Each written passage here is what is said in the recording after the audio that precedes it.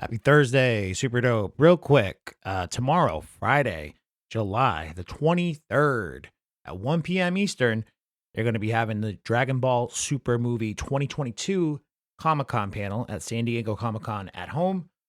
If you're in the Discord, we're going to be streaming that in the live chat channel. If you're not in the Discord, you want to watch it with us and hopefully get a peek, maybe, fingers crossed, at a movie trailer. Links are in the show notes.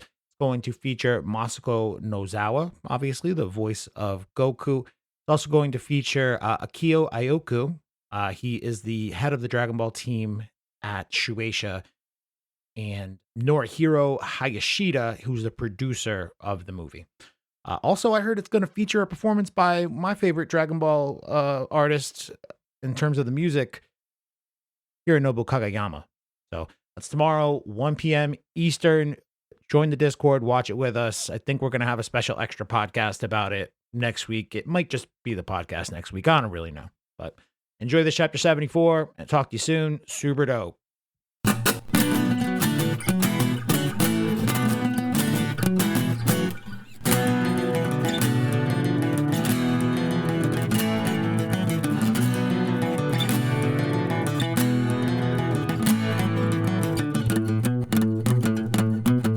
Welcome into Dragon Ball Super Dope. My name is Kyle. Thank you for checking us out. It's time for our monthly manga review. Chapter 74 of Dragon Ball Super, Vegeta versus Granolah. As I am each month, I am joined today by my friend Leonard. Leonard, what's the deal, man? The deal is that if Vegeta actually wins, I will go out in the middle of the streets and start stripping. Wow. All right. Well, keep your clothes on. Either way. I mean, I'm hoping for a Vegeta win also, but I just, indecent exposure in public. People go to jail for that shit. You're a black guy. I don't want anything bad to happen to you. Just keep your goddamn clothes on, please. I'm also joined this month by my friend and patron for Dragon Ball Super Dope. You can also become a patron at patreon.com/Dragon Ball Super Dope. Longtime supporter of the show, Jacob Peterson. How are you, man? Oh, pretty good, man. Pretty good. I got Leonard's back on this. If he's about to strip in the street, I'm his getaway. He's good. He can do his shit. I'll throw them bales. I'll get him out of there. You don't need to worry about him. Wow, dude, this guy just showed Team up. Vegeta, man. We're gonna get this shit. Guy showed up ready to play. I'm hoping and praying for this dub. All right. Well, welcome to the show, man. It's good to have you on, and I'm glad that you're so down for the cause in terms of Leonard's, nudity and celebration of Vegeta's victory. It's a real beautiful way to start this relationship between the two of you. I'm all about person's happiness. Hell yeah. Happiness, baby. That's key. This month, I say it each and every month about spoilers, but the big spoiler this month was Vegeta's new God of Destruction Hakaishin form, and it was revealed to us like the end of last week. We're recording this on Wednesday night. So I kind of made the joke then on Twitter and to everyone else, and within the Facebook groups or whatever. I'm like, this is the last panel for this chapter this month. So just, get ready to have this be the cliffhanger they leave you on. And people are like, no, they won't end it like this. I'm like, all right, word, just watch. Sure enough, they did. But they, once again, with these spoilers, kind of gave us the big reveal early and nothing else to kind of follow up on it. I've sort of made my thoughts known. I'll go last, but Jacob, what'd you think of this new Vegeta form, this Hakaishin? We don't know the colors. We don't know the story behind it. What'd you think, man? Well, I mean, the new form is great. I'm always for a new Vegeta, new form, more power. I'm all for Vegeta. It's the best thing. And honestly, through the whole chapter, they really did him a lot of service. I liked it. It's great for him. The aesthetics, I don't agree how it looks 100%, honestly. There's some eyebrow shit that just didn't need to be there, kind of stuff like that. But in the end, I'm pleased with it because, as long as they keep it up and they give Vegeta his credit, that's what I'm hoping for. That's why I like the form. He always needs that, and I like the way they're going with it. So all in all, it's a good thing. I like it. Minor flaws, but that's kind of how I feel about it too. Like there are parts of it that I like, but I think I like the idea of Vegeta getting a new form more than I actually like the visual to this new form, Yeah, specifically the eyebrows. absolutely. It literally could have just come down to color change and nothing else, and that would have been fine, you know? A new aura, you know? Give some purple into his blue or something, you know? Throw some purple on the outside of his blue flames, his blue You know evolved, what? you I'll know, ask you guys form or about color something. change. I'll ask you guys about color change in a minute. Leonard, what did you think of the new form? Personally, I just question why they gave him Super Saiyan 3 forehead. Yeah. Like, Word. made no sense whatsoever. I mean, if they're trying to make it more look like Beerus, I think most of them, even Champa himself, didn't even have that type of look. Now, of course, we can always argue, oh, it's a Saiyan. So what? Blah blah blah. Well, to be truthful, granted, yes, very happy he got a new form. We've been needing this. We've been needing new forms for Vegeta. But also, we don't need him looking like he's a fucking Oonga Boonga type of guy. You mean Oonga Boonga implying like a caveman, a Neanderthal, if you will. Yes. Yeah, that big thick brow up top is very off-putting to me. It's one of my least favorite things about the Super Saiyan 3 design. One thing I did notice though, and it was like the most Twitter clout I've had in fucking like a year. I think I got like 25 likes because y'all don't follow me on Twitter. Go follow me at DVSuper.1. But I just made the joke that like his I don't eyes do kind Twitter. of, well, what the fuck, Jacob? You better start. I just made the joke that his eyebrows kind of migrated like off of his forehead into the back of his hair because his hairline does increase a little bit in the back, and it looks like for a split second like the mid transformation from Super Saiyan 2 to Super Saiyan 3 with the elongated hair. So he has a little bit more of a tuft of hair at the very, very bottom of his hair. One thing that I saw that actually kind of drove me nuts this week, and I didn't even write this down on my notes. I didn't talk to you guys about it before we hit record, but you guys sort of, Jacob mentioned it. It's like, what's it going to look like when we do see it in color? And I saw a few different pages just share like a bunch of the Vegeta spoilers. Like this is even before the chapter came out. They just took the spoilers and like had them colored in like 50 different variations to be like, what's Vegeta's new form gonna look like? And it was the most annoying goddamn thing in the world. I got so much mileage out of these two fucking panels of Vegeta's transformation just by recoloring them. And I don't know. I don't think I have anything more to say outside of but I feel like the is pretty expressive in and of itself, and that you should know that stop being so fucking annoying with this shit. God damn, dude. Anyway, Yeah. I don't, like I said, I don't mind the idea that he got a new transformation. I actually kind of like it, given the separate paths that him and Goku have decided to go down that a lot of people kind of called like back in the day, and I kind of remember just being like, nah, that's stupid. Vegeta, God of Destruction, I don't know about that. But 3 years later, 2021, I'm like, hell yeah, maybe. And here we are. His new form will probably have like a similar tint or aura to, what Toppo had when he had his transformation in the Tournament of Power. So for all of the Dragon Ball Z fan page exclusive motherfuckers out there who like made 50 different memes off of different potential color variations, I bid a fuck a you to you. Okay. So I wanted to get that out of the way first and foremost, because that's obviously been the biggest talking point for this chapter to this point, or even before the chapter was released. Let's be real. But let's run through the events of this chapter real quick, because I gotta say, man, this chapter did a really nice job giving Vegeta some well-earned, I don't know, like credentials, merit. Like Vegeta was super impressive in this chapter consistently throughout. So we flash back to this fight that Vegeta has now taken over since Goku's been knocked out. We see that Planet Cereal has started to incur some damage, and the new inhabitants, which I can't remember the race of people that live there now, but they're fleeing. They're in their cars and shit. They're running away, trying to get to safer, safer place, because this battle is about to destroy their planet, I guess. Granolah is still very much under the impression that Vegeta and Goku work for Frieza and won't believe that, Vegeta says, fuck that. I stopped working for that guy a long time ago. He doesn't really take his word for it. And Oatmeal, who we'll talk more about in a minute, but Oatmeal like reminds Granolah, like, hey man, the other one said the same thing too. Like maybe there's some earnest, answers coming from these guys right now. It doesn't seem like they're in cahoots with Frieza. Maybe you want to chill out. But Granola's too hell bent on revenge, so that's obviously not going to happen, right?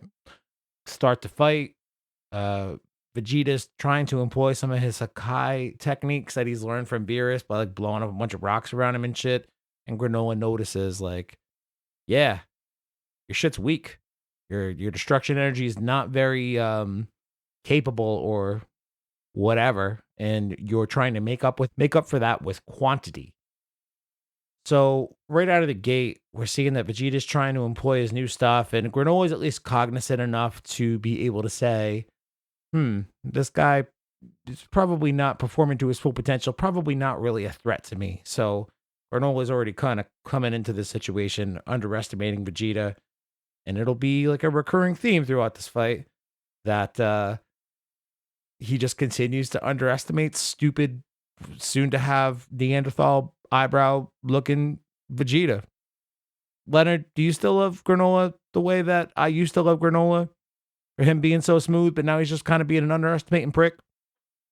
Yeah, in a sense, yeah, because Granolah, the thing about that was nice about Granolah is, for me, what I realized is that he reminded me of Trunks in a sense, when Trunks came from the future to the present time. Like, it was a completely breath of fresh air where it's like, okay, we're getting something different. Of course, a lot of things then were different. So for me, it was a lot of hope that, like, okay, this guy's gonna be different. He's gonna change things up. He's gonna make this story more interesting to what it is. And granted, he has, but it's just now he's becoming a Neanderthal that's basically like, Unga Boonga, I'm gonna fight. Unga Boonga, Saiyans. Unga Boonga, racism. Dude. Did you know there's racism in Dragon Ball Z? That's crazy. And Super. That's crazy. And on Twitch. And on Twitch. Leonard had somebody pop into his Twitch room and say some racist shit yesterday, and he's obviously still mad about it. I would be too. And the Oonga Boonga thing being equally applied across the board to both Vegeta and Granolah by Leonard proves to me that Leonard is an equal opportunity hater. Yes.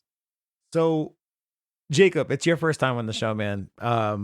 In terms of your initial opinions of Granolah, in terms of maybe, I don't know, like, what are your general thoughts on Granolah? What are your expectations for the guy? I personally liked where he started out, but he's slowly becoming like just a fuck you, I'm gonna win and be stronger villain. What do you think of this guy?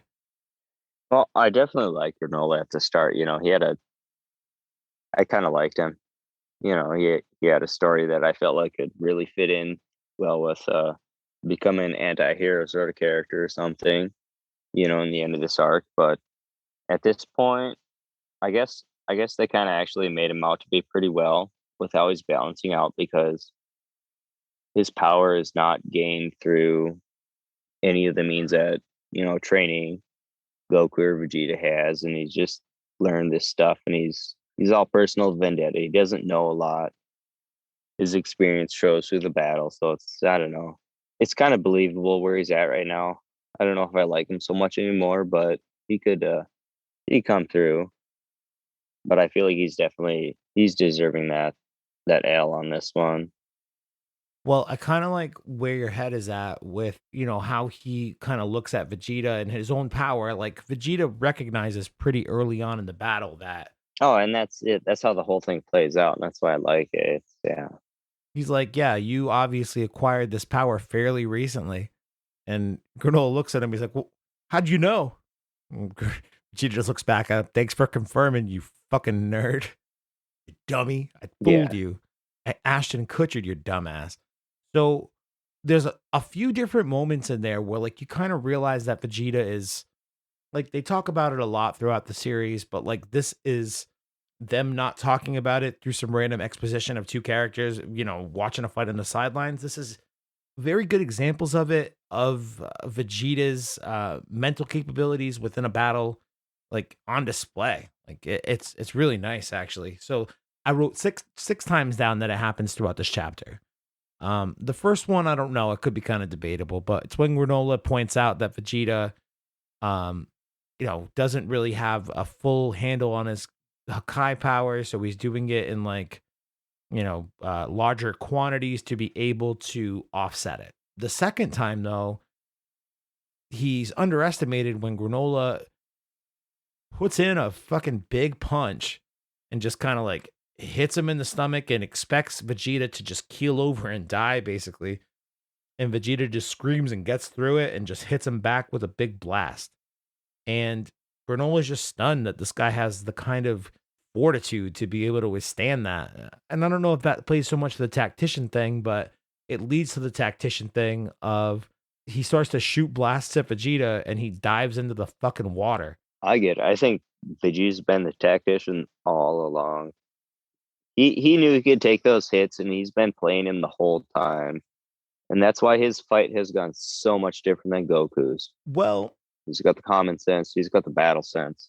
That's actually a really good point. And that's how I see it. And I think that's sort of what they're trying to just put on in terms of a showcase for us this month. But, even though Vegeta is like this brilliant tactician and, he's pretty aware of the situation as well. And I think he realizes when he dives in the water, that's got to be like an attempt at slowing down the blasts or hiding himself both at the same time, he's right? Distorting the blasts and stuff. There's strategy there for sure. And I think that it's also sort of a cool callback to just a few chapters back. I think it's chapter 71, where he had a bunch of training with Lord Beerus in like a fucking river and like over the course of a waterfall. Yeah, the waterfall one. And next thing you know, he's like swimming away to safety from Granolah because he's concerned. He's thinking that it gives him an edge on, dodging his ki blasts, which it totally does. So Granolah stops giving him the business with the small ki blasts and instead busts out his Cupid bow and arrow ki blast with 2 fingers on each hand. So it's like a 4-finger bang thing. So this is when I think we get confirmation, guys. Leonard, you tell me if you thought the same thing, but I think this is when we get confirmation that Oatmeal is not a person, but Oatmeal is actually like an artificial intelligence assistant, like Jarvis would be to Iron Man. Did you think the same thing? I sort of thought so, but then thinking about it, I think maybe it's another Cerulean that's just maybe a little bit weaker. Maybe has some sort of disease that like doesn't allow him necessarily to get out in the open. But I mean, Granolah keeps calling himself the last of the Ceruleans, like pretty consistently through this arc. So yeah, but like I don't know. I mean, it's definitely a hard one. I think I'd probably go with your idea though. Most likely that maybe he is like a Jarvis type of situation, but it sounds too personable. well, that's a personable is actually a perfect word to attach to it because earlier in the chapter, Oatmeal says to Granolah, like, hey, Vegeta, it doesn't sound to Granolah, he says, doesn't sound like he's lying. He's saying basically the same thing that, Goku said earlier. Like maybe these guys don't actually, work for Frieza anymore. And I don't know. I guess I could see Jarvis saying it in an Avengers movie, but like also I think Tony Stark would have already thought that. So Jarvis wouldn't have had to have said it. So is Granolah just dumb and needs his AI to spell that shit out in a real personable, like down to earth way? Or is it because his AI is not an AI and it's a person? I would have almost, once he calls aim assist for this bow and arrow thing, man, I would have almost, put money on it that this must be a computer or something. And I don't know. I think it is, but I still have a little bit of doubt. I think it's his phone sex. He's just on phone sex while fighting. That's his kink. He's having phone sex with oatmeal while he beats up the Saiyans and gets revenge. Mm-hmm. Weird. Weird. Well, I figured that this bow and arrow thing would, I don't know, like aim assist. Like he even like observes Vegeta like getting like wait till he gets clear, wait for any and then shoots him with it and Vegeta catches it underwater. But like he walks Granolah through the whole thing. Again, is it a person who's just got like I'm done wondering about you, oatmeal. Granolah shoots the bow and arrow thing, Vegeta catches it. He surprisingly I guess destroys it, gets rid of it, and then he flops onto dry land again. And Granolah kind of gives him the business, like, hey, man, you know I'm going to beat you, so why don't you fuck off? Vegeta says, why don't you shut the fuck up and fight me, Mr. Strongest? Like, Vegeta kind of does spit some shit to Granolah in this chapter, and not entirely in, like, a rude way. Like, sometimes he's just like, hey, rookie. Like, he's giving him, like, a Denzel Washington kind of speech from Training Day, like, telling him how much shit he doesn't know. And I kind of appreciate it, but the fact that he calls him Mr. Strongest is just fucking hilarious to me. It ties into Vegeta's strategy right there. What do you mean? Like, makes him lose control. I think he's doing it on purpose to get Granolah so fired up, to make mistakes, to lose control, to get so angry. Yeah. Vegeta, at this point, he's expressed how much he knows how to fight, much more than Granolah. So he's just trying to make Granolah trip up, make mistakes. He's getting him mad on purpose. That's probably true. And that's how I feel. Because they played out so well in this chapter. That's a good point. So that could be like another reason from my 6. Oh, did I just kick it up to an even 7 with your addition, man? If that's the case, you know what that means. 7 Dragon Balls. Now we got 7 reasons on this list. Okay. Yeah, talk some shit to get him kind of fired up and to make some mistakes. Putting that on my list of for sure. Vegeta is a superior tactician moments from this chapter. So I guess that will be number 4. Because that would be number. Fuck, no, I'm sorry. Number 3? Yeah, that's the next one I haven't talked about yet. Because we cut away from Vegeta at this point in time in the chapter. And we learn that Goku is not dead or anything. He actually wakes up and lets out a hell of a scream, I presume. I cannot wait to hear Masako Nozawa perform that scream for the anime. Because it'll be long and loud and fucking pained. But Goku's got like a big ass hole in his chest. Straight up. And as he comes to, he realizes that the fight's not going on with Granolah anymore because he just got knocked the fuck out, has a big old hole in his chest. And that Vegeta is now fighting him. And that's when we get a nice little call to the Fighters series, I presume, when Goku says out loud, Vegeta, ... which I guess I should just say ellipses. Vegeta, ellipses, join the fight. Yes, Vegeta joined the fight and he's doing much fucking better than your stupid dumbass Goku. Why don't you go the fuck back to sleep? You got a hole in your chest, dumbass. I'm gonna ask you guys about Goku at the end of this plot, review here, but tell you what, man, I'm usually a Goku stan all day. I'm usually a Vegeta stan all day too, but I'm not happy with Goku this month. He better get the fuck out of the business right now and let Vegeta do his thing. Anyway, Vegeta has, I'd say arguably like his next, superior tactician moment, number 4. Vegeta puts on a bunch of blasts at Granolah as like a distraction and kind of like teleports onto the other side of him to be able to go attack him. But whatever, Granolah is obviously super strong, superior in this case, realizes what Vegeta's doing and shoots this blast at him. And I got to see something this month that I think I've waited to see again, because I think Goku did this in the Tournament of Power to Kefla, to be fair, but I've been waiting for people to, start to integrate this into their fight choreography in Dragon Ball since I was probably like 10.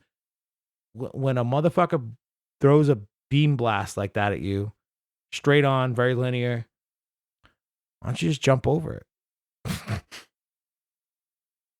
Why is Vegeta the fucking first big brain motherfucker to think of that? Can anybody answer me that question? I didn't think so. So This is the next point on how Vegeta is a more brilliant tactician. Because we know that Granolah did not earn this strength, like you said before, Jacob. Like this dude's just inherited it all at once and does not know what the fuck to do with it.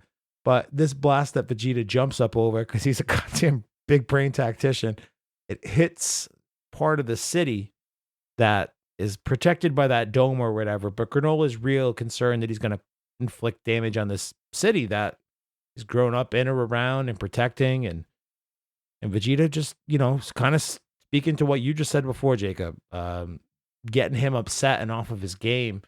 He's like, oh, you're just cool with blowing up the city that you made all your memories in? Yeah. You fucking piece of shit. You're just cool with that? Why don't you be a little bit more careful, you rookie fuck? Yeah. And that's when Vegeta kind of lays it on and says, I can tell that you just got this power. Oh, how can you tell? Well, thank you for confirming. Anyway, why don't you try to do something useful with it? Why don't you go train? And he's just majorly lacking in battle experience overall. And Granolah, again, off of his game, he's very upset. He's like, dude, it doesn't matter. I got the supreme power, baby. I'm going to fucking kill you. So I think that's example number 5 then. I think that means we got 2 more. So instead of doing better in the fight, Granolah decides that it's time to just get a little bit more angry and start throwing knees Tony Jaa style into Vegeta's thorax. But here's the thing. We've been talking about Vegeta being such a brilliant tactician this entire episode so far. Another brilliant tactician moment. He kind of like absorbs the hit into him, catches his leg, and it looks like he goes to break his knee. I don't know if he was successful with breaking his knee or not. I didn't get a clear indication of it one way or the other. It'd be pretty cool if Granolah has to go through the rest of this fight with a broken knee because Vegeta's so goddamn smart, quick on his feet. But Vegeta is, basically knocked away. And Granolah asks him again, like, I don't understand, like, why you continue to do this. This is hopeless. It was already, predetermined. And Vegeta gives him this whole speech about how rankings are bullshit and they're a moment in time. And, even if you are destined to beat me, there's a possibility that you won't. And that's what I love about battle. That's what I love about battle. The possibility that I can change the outcome, by working hard or whatever the fuck. This speech was one of the most excellent Vegeta moments I've ever seen. Like I'm ranking it up there with like his speech on Namek. I'm ranking it up there with Majin Vegeta. The Majin Vegeta, Reduke in the Tournament of Power, I guess, by proxy. But this was one of the coolest fucking Vegeta moments to me, and it's going to obviously get overshadowed by the fact that a transformation happens afterwards 30 seconds from now. But this battle, this speech in the middle of the battle that he gives, it just kind of made me stop and say, damn, dude, if that ain't a motherfucking euphemism, I don't know. If this ain't some kind of, what's the word I'm looking for, Leonard? Do you know? Metaphor. That's it. This ain't some kind of metaphor for life. Sisyphus is rocking shit, pushing it up the hill every day. Doesn't matter. Could change the outcome. Who knows? We all know it's Vegeta, and it's probably not going to change the outcome, which I feel like is what they're getting us ready for with this speech. But it's going to be constantly overshadowed by the fact that he has a transformation, or maybe it'll all get grouped together. Maybe, I don't know. It's tough to say. Maybe he gives this speech, the hit happens, he coughs the blood, like we'll talk about in a moment. But I don't know. I feel like enough people aren't talking about this panel and this little speech that he gives them. And am I crazy? Who wants to go? I don't care. Somebody make me feel less crazy. I think I think you're all right there. I think it's all about Vegeta's. It's part of his tactic. He's playing right into his next play, how it happens, and he's ready for all of it. He can take this.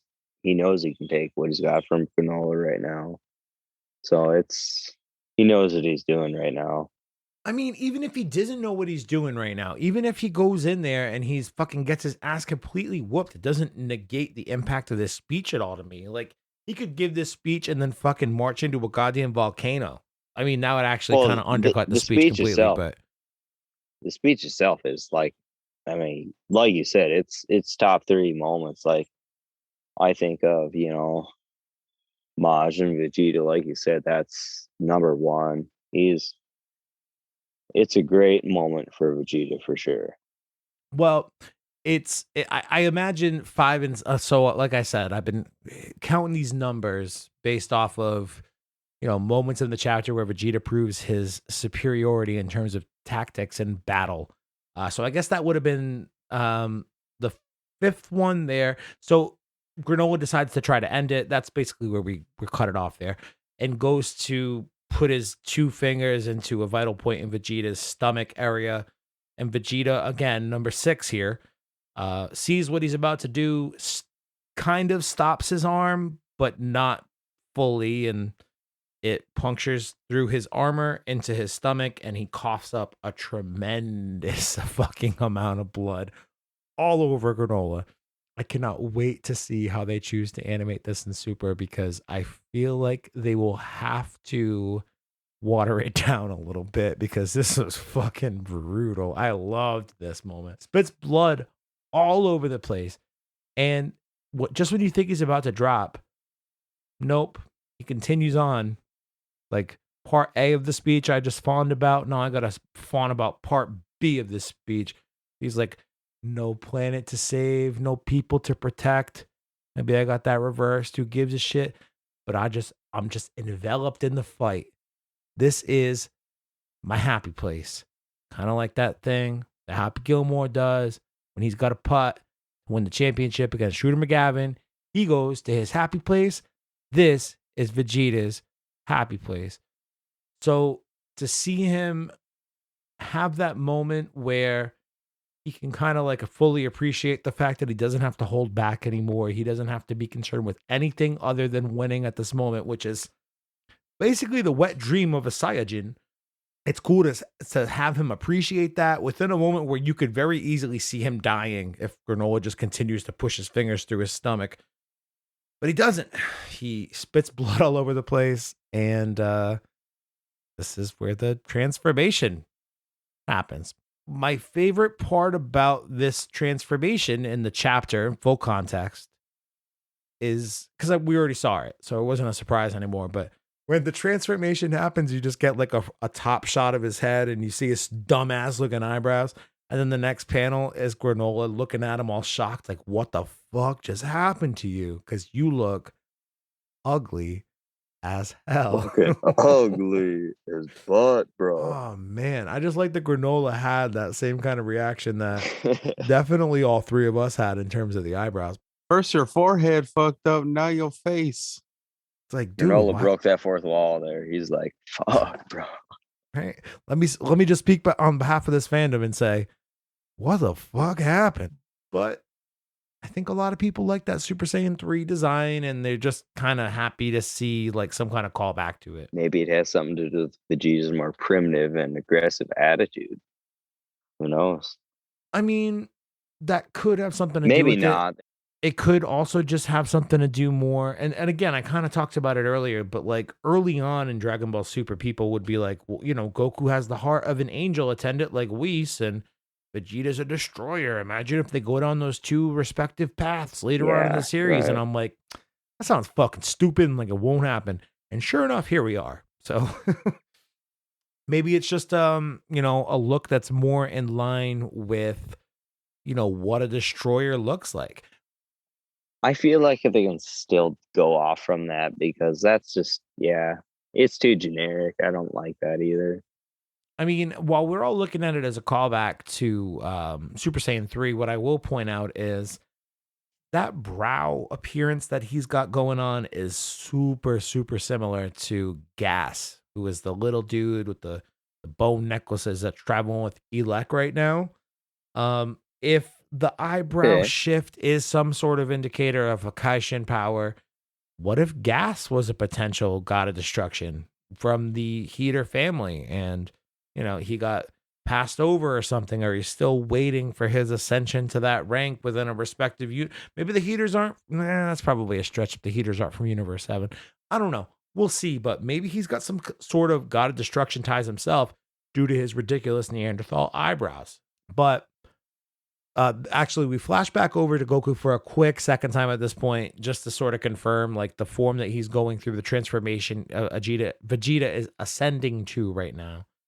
It does in fact have God Ki, and it's some kind of God of Destruction Hakaishin form. So it's, I imagine, going to be in a similar tone to, that purple, dark reddish sort of tint that Toppo had when he makes his Hakaishin transformation in the Tournament of Power. But Vegeta, once we get that final shot, which ended up being the last panel of the month, like I told you all it would be. When we get that final shot, he says, I learned from a God of Destruction that power derived from instinct is boundless. Boundless is a very interesting word to me. Instinct is an interesting word to me because is there some kind of ultra instinct incorporation, or like maybe not incorporation, but like the thought process behind something like ultra instinct? Is there something that kind of ties that same sort of idea? Does it tie into the God of Destruction Hakaishin powers at all? And what does unbounded mean? Like it's limitless, like you can ascend to any height, you can ascend to any power, or you have like an infinite amount of ki. Like, what do you guys make? Leonard, I'll start with you. What do you think that Vegeta's unbounded, or excuse me, boundless is the word. What do you think his boundless power in this form could mean? I think it's gonna be similar to kind of how it was in the original like Dragon Ball Z Saiyan saga, where basically Nappa and Vegeta came, but we're gonna see more of like a Nappa side of Vegeta, where basically we're gonna see Vegeta just really go in on this guy, or strategically go into a point where he is going to like set it up in a certain way where he's gonna get well, I was gonna say garlic or he's gonna get granola to where he wants him to be. He's going to pretty much set the bow area to where he wants, see, maybe throw some punches to see like how granola reacts, because of course everyone has a certain weakness with what side they are fighting from or on, and with that he can use that aggression to sort of attack him. Because definitely something we've seen is Vegeta always held his pride as a Saiyan. Beerus said, you need to let that go. You need to let all that destruction or all that feelings of, oh, like Frieza blew up the the planet. Beerus was the one who gave him the order to. So maybe we're going to see Vegeta do the same thing to Granola, in a sense. It's like, oh yeah, well, we did kill your family and all your race. What are you gonna do about it? I mean, I feel like that's sort of the point that he's already reached during this battle while he's talking shit to Granola to kind of get him upset and off of his game. He's like, yeah, you know what? I've tried to let you know that we don't work for Frieza or whatever, but like, you're going to try to kill me? Fuck you. I will kill you and erase the rest of your people. The rest of your history as a race is over today. He said something to that effect. Like, Vegeta, while he does have some better intentions throughout this chapter when he says things like, you got all this power, why don't you, put it to some good use of training or whatever. Not exactly that, but that's kind of what was expressed in my opinion. But also he's like, yo, I'll fucking erase you and your whole goddamn family. Oh wait, you don't have one, you orphan fuck. I don't give a shit. I'll erase you anyway. Like, that's primetime mean Vegeta shit. Jacob, what do you think in terms of expectations of Vegeta's new transformation and this boundless power? Well, what I see from it in that boundless power is I feel like he's maybe distinguishing the difference between his new destruction powers versus that ultra instinct powers, in terms of, ultra ultra instinct might have a time limit as been established, and maybe this new power of Vegeta's doesn't. Just the fact that he's tactically, his mind is so much more connected to it, whereas ultra instinct is completely letting your mind go. And he's throwing a different aspect at Granola that he didn't expect and he hasn't dealt with, and he's maybe not ready for. That's a really good point in terms of like the exact foil of this Hakaishin versus Ultra Instinct stuff, where Ultra Instinct is all, as the name implies, instinct and without thought.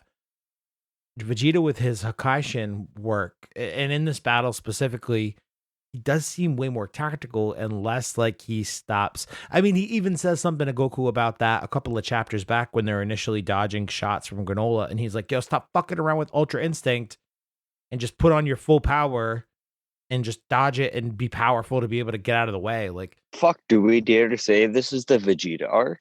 Is it gonna happen? here's the thing, man. This chapter specifically was so Damn. well written that I feel like they're giving me this chapter, Right. but with the caveat that, it's like, hey, yeah, Vegeta's having his moment and Goku's staying out of it, but Goku's also awake.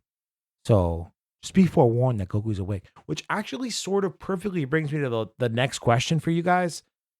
I feel like they're doing that to say, like, this is Vegeta's moment within this arc, within this battle, but Goku's awake again. Now that Goku's awake again, how do you think that he is going to factor in Leonard? Or is he going to factor in at all? Does he just fucking stay on the sidelines?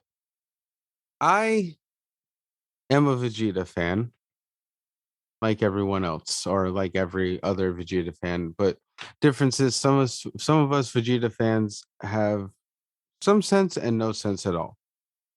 I have been hurt too many times by thinking, oh, this is Vegeta's moment, and we get cucked every single time. With that being said, I really don't think so. I don't think this is Vegeta's moment, or at least if it does become Vegeta's moment, we don't get to live too much into it. We're going to be like, oh, Vegeta's about to kill him or about to finish him off, and then Goku stops and is like, look, last time, we're trying to help. We're nice people. Even though Vegeta just beat your ass to the point where you're near death, try to work it out. Yeah, maybe that is how it does become Goku's victory at the end, is like, Vegeta just beat you to a pulp, dude. I know that you're not going to die because I just called Vegeta off. Let us make you a good guy now and fight against Elec and Gas and Maki. Because that's the other thing too, man. Like, this can't be Vegeta's win or victory over Granolah right now. It's not going to be, because this arc is nowhere near over, man. It's nowhere near over. We're at best toward the end of the second act. I think realistically that it could be, more toward like the end of the first third of this arc. The second third of this arc, I believe, will be something that involves primarily the heaters. And then maybe by the third the third act, that's the word, the third act of this arc, maybe Frieza comes into play. If not, maybe Granolah ascends to an ultimate power and wants to kill and destroy everything and then just burns out all his power, like the dragon caveat, we talked about with Nomaito. It could be any of those things, but Goku being awake again, I don't think necessarily spells the end of Vegeta's moment in the sun here, but everybody be forewarned that this is not the end of this arc. If it is, I'll eat my words. I'll happily be wrong, and Vegeta will get a parade where I live. I'll file for the permit in my hometown and have a Vegeta parade. So, a couple other questions before we wrap this one up, guys. We are fully aware, like I just said, the next act of this arc, I think, will take place more with the heaters. We got some confirmation, and I think chapter 72, that Elec and Gas are about to arrive on planet Serial. Do we think that that's going to be what breaks up this fight between these two, or are they going to be able to finish it? Like, how do you think that Elec and Gas are about to factor into this thing, Leonard? That's a good question. I personally didn't think about them like really interfering, but what I definitely say is that I still think it might be the same way where it's like Goku breaks it up. It's like, hey, Vegeta almost killed you. Like, come on, let's be friends. And then maybe around that time, um, Alec and Maki may come in and try to be like, oh, like, I don't know, try to throw it around in a sense. Where it's like maybe they get them to be like, oh, we hired them so that they could train to fight you. So that I mean, it sounds stupid, but it's like, oh, we got you guys to fight each other so that you can work together to go against Frieza, and then they can use the heaters. We'll use them to defeat Frieza, and they are the last, technically, the gang ruling it all. That is actually a very interesting turn that I wouldn't have thought of, and I wouldn't expect from you either. I was expecting you to bust out some fucking crazy shit, but that's actually a pretty cool idea, man. I could see that too. Yeah, yeah. He's like, yo, we were gonna originally turn the Granolah against these two Saiyans or vice versa, and whoever dies, dies, and it's good for us. But like, imagine if he shows up and he's like, this is spectacular. We should just go fucking kill. Because he does say to Gas a couple of chapters back, like, hey man, you're the only one who could have the potential to beat Frieza. Like, he's so concerned about Frieza and doesn't know enough about Goku and Vegeta to know that Right. those two could team up to defeat Frieza. So the fact that he still holds Frieza in such high esteem, or maybe Frieza has like ascended to some crazy new level in the meantime. Who knows, dude? Platinum Frieza. And either way, if he's like just uniting a couple people that he knows have a common enemy against Frieza in the end, you know? Yeah, he's playing 5D chess. So I think one of the more important things to keep in mind with what Elec and Gas are about to get up to is they fully expect Oil and Maki to have the Dragon Balls when they arrive. Presumably, they will work on these Planet Serial Dragon Balls, this set of 2. But at the same time, like, we know that they were used pretty recently. There is a possibility they could be stone. Maybe they're active. We don't know about that part of their rule yet. What do we think they're going to wish for if they are able to grab those Dragon Balls? Like, assuming that those Dragon Balls are active, not that we've seen them find any, I don't think. I'm pretty sure we have not seen them find the Dragon Balls to this point. But assuming they are active, is there anything that they might wish for to... Wait, what the fuck do they wish for with those things, guys? I personally don't know. I think maybe if they do, because they definitely tried to get it seems they tried to get that information from, what was his name, the robot from the previous arc, the Yeah, Moro arc. OG73, man. He's another one. He's another thing that's just hanging out there in the fucking ether that could factor into this arc as well, man. Yeah. I'm thinking that maybe they might do something where they add whatever his memories were, the old 7-3, and put it into maybe one of the people from the heater gang. Maybe Gas. Oh, maybe like if Gas does some kind of... I don't want to say fusion because Moro absorbed OG73, right? Like, I don't know if Gas can do that sort of thing. Maybe he can, and he absorbs OG73's powers and memories and all that. That'd be pretty wild. Because there's just so many things that are lying around in the background of this arc while we're watching Goku, Vegeta, and Granolah do their thing right out in front.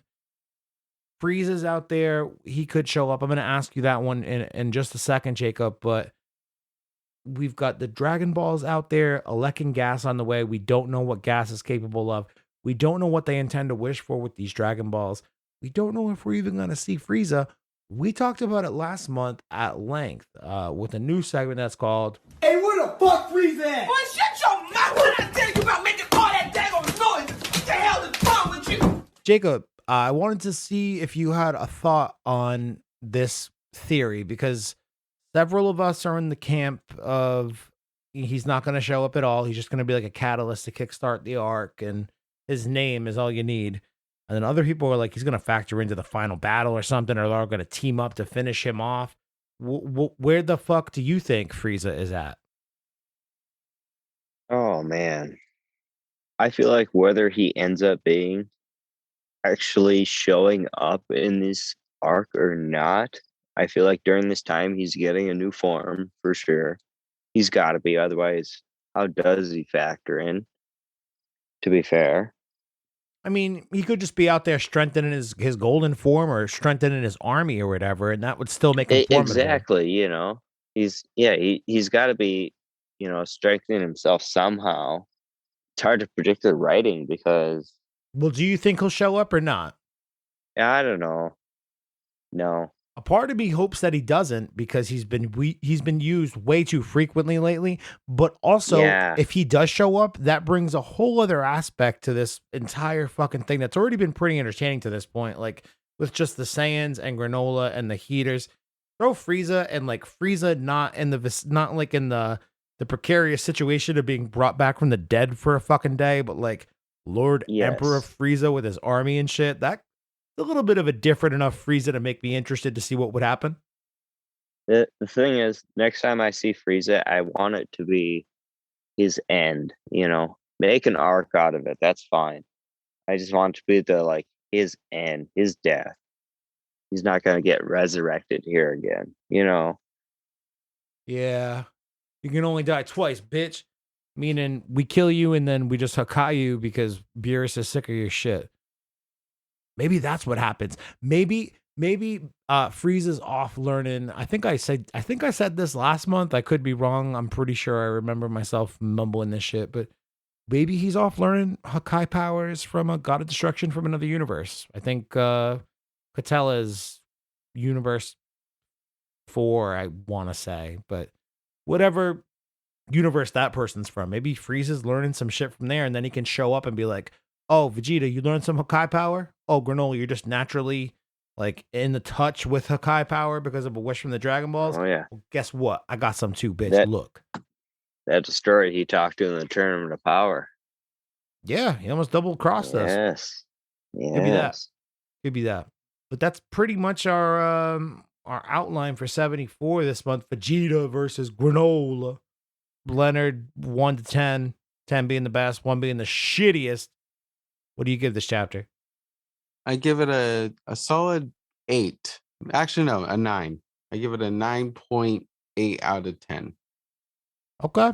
9.8 out of 10. Wow. All right. That's pretty cool. I was going to give it like a 9 out of 10 myself. Yeah. Because lots of good Vegeta moments, lots of good Vegeta dialogue. The action wasn't as impactful, in my opinion, as compared to last month.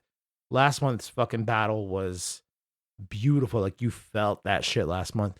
This month was still great, but it was great for different reasons. I felt that it was great for dialogue reasons, callbacks to Vegeta fighting in the fucking river with Beerus and training in the pool on that spaceship, and I don't know, him giving like all these tactician kind of points and flexing his big battle brain. I like that shit. So yeah, 9 out of 10. Jacob, what do you think, man? Solid 9 out of 10. Simply because the whole chapter, not 10. He didn't get the win, but you can't expect that in the chapter. But Big transformation though. Like this chapter will go down in Dragon Ball history for having this big transformation. absolutely, the transformation, his dialogue, his intellect and wit through the whole thing, and honestly, the scenery through the whole chapter, they showed a broad amount of landscapes. The battle went everywhere. It was very well done through and through.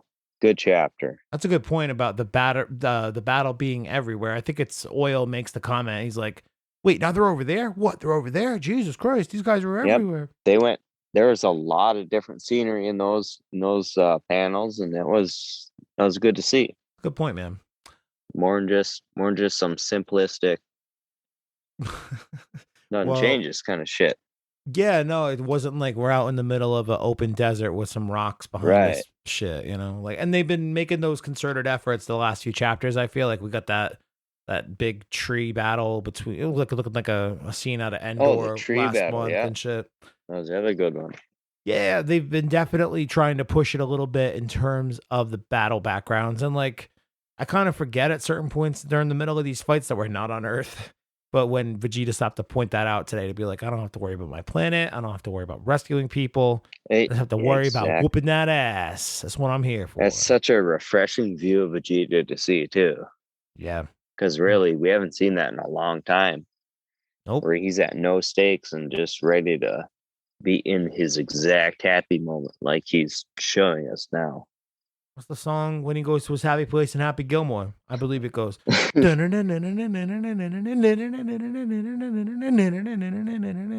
like that. That's Vegeta when he fucking gets in a fight with Granolah on a planet that's not his own. So that's chapter 74, Dragon Ball Super manga.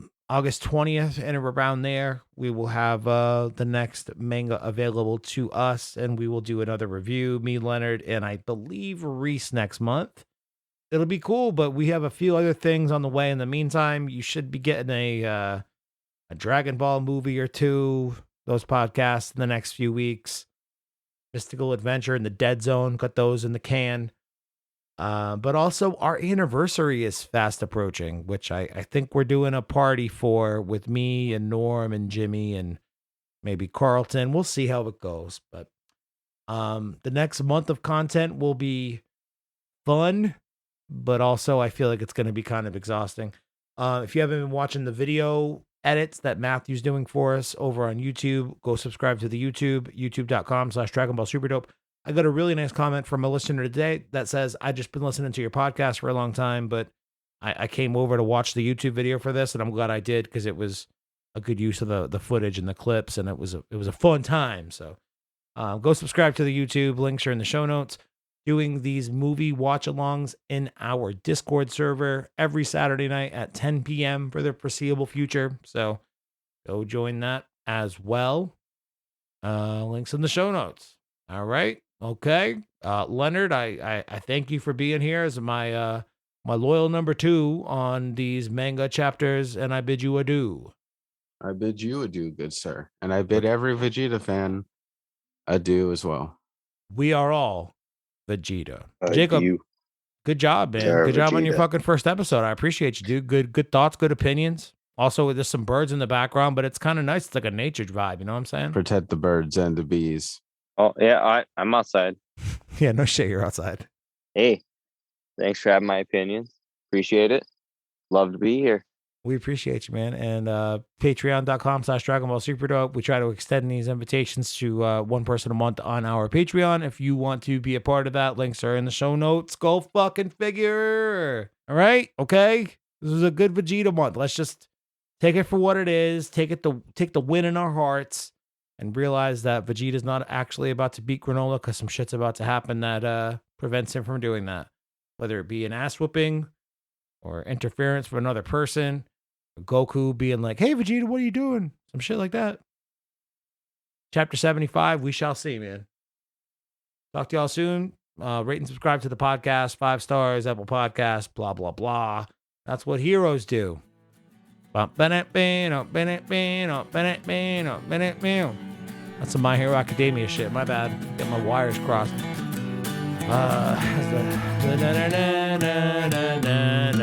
Vegeta lost all his eyebrows.